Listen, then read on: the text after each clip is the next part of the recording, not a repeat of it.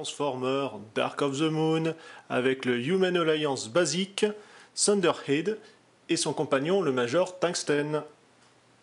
Véhicule quadrupède avec quand même équipé par des chenilles. Par contre effectivement on se retrouve sans roulette, ça aurait pu être un petit plus. Chaque papate sont indépendantes, ball joint ici, à l'articulation, pareil également. On peut le transformer en espèce de tank si on veut s'amuser, comme cela. On tourne. Là. Bon, l'idée s'arrête ici, par contre, parce que la réalisation, c'est pas trop ça. On a plus l'impression qu'il est carrément vautré par terre, un peu comme Bambi sur la glace. On a donc notre Major derrière, qui est un petit peu plus petit en fait que du masque en termes de personnage. Il a un picot dans le siège, et puis effectivement le trou dans le dos pour pouvoir le tenir. Au niveau mouvement, donc la tête, gauche-droite, les épaules là, les mains tournent. Ici, hop, le genou, et ça s'arrête là. Niveau posabilité, voilà, il a un peu les pieds qui sont un peu arrondis, ça tient comme ça peut. Bon, généralement, c'est pas fait pour être carrément à côté, ça va être sur le véhicule. Pour le véhicule, on a donc les armes ici.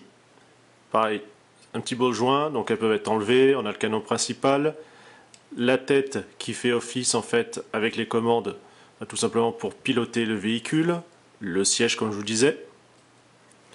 On a quand même pas mal de petits détails. Voilà, vous pouvez voir les fausses routes, tout ce qui est gravure, des vérins. On a un logo Autobo ici. Au final, voilà, orange et gris, ça se marie assez bien. Les articulations sont quand même assez rigides. C'est pas mal. Voilà, là, ça fait un petit peu côté un peu alien au niveau armure. Ça tourne un tout petit peu ici. Après, cette partie-là bouge, mais ça va être que pour la transformation. Justement, la transformation, puisqu'il va y avoir 3 modes. Celui-ci, quadrupède. Après, on va passer en mode armure. Donc ici, on va plier. Alors, c'était maintenu par ce picot là dedans. On va rabattre ainsi et replier celui-là dedans. Ça. On rabat le siège. Donc, trou picot, picot trou. Et on clipse. La tête, bon, on la rabat derrière, c'est sur un système de glissière, comme vous pouvez le voir. Vous avez les jambes là. On met ainsi. On va tourner le haut, justement que je vous parlais.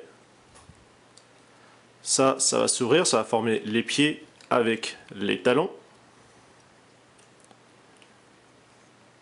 Le quatrième. Au moins, il aura une bonne stabilité vu la surface de contact.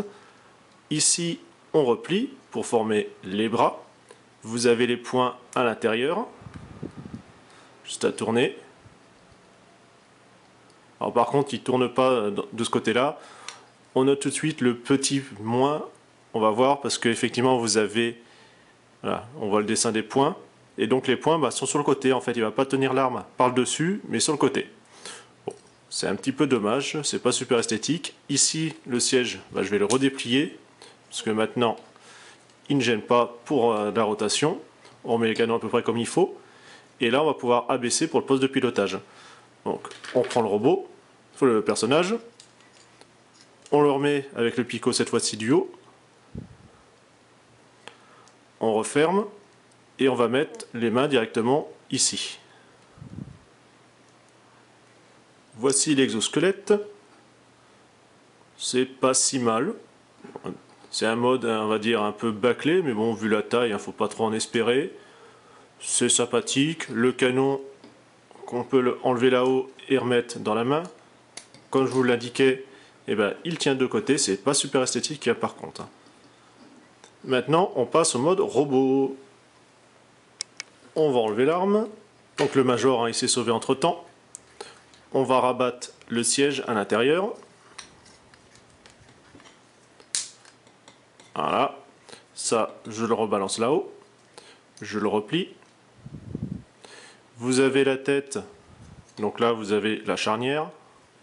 comme ça, on la tourne, on remet les épaules correctement, donc ça va se plier cette fois-ci les coudes dans l'autre sens. Ici, vous avez le picot qui va revenir ici.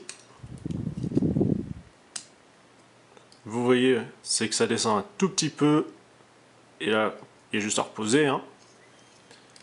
On lui laisse les mitraillettes, enfin les deux petits canons dans le dos. On lui remet l'arme.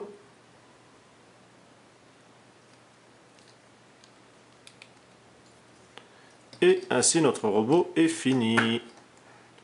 Comparé au personnage pour pouvoir juger.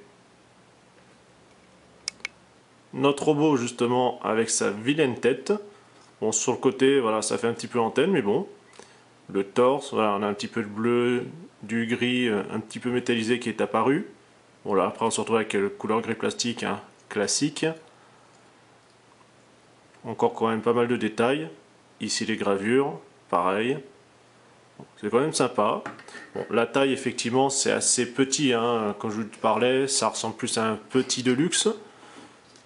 Le personnage, voilà, ça apporte un petit plus.